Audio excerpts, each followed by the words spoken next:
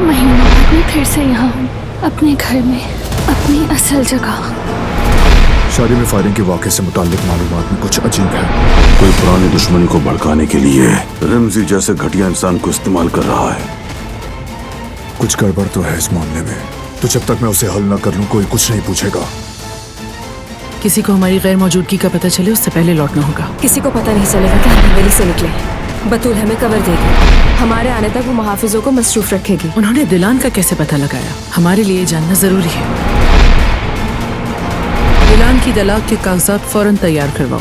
वो लड़की उस फ्लाइट में जरूर सवार होगी। मुझे किसी किस्म की गड़बड़ नहीं चाहिए। क्या पता चला सबीहा के बारे में? दिलान को कुछ खौफ है। वो जो कुछ कह रही है वो नॉर्मल नहीं। जब तक मैं बारान से बदला नहीं ले लेती, सुकून का एक सांस भी मुझ पे हराम है। मैं उस औरत के बारे में हर बात जल्द अज जल्द जानना चाहता हूँ। वो कौन है, उसका माजी क्या है?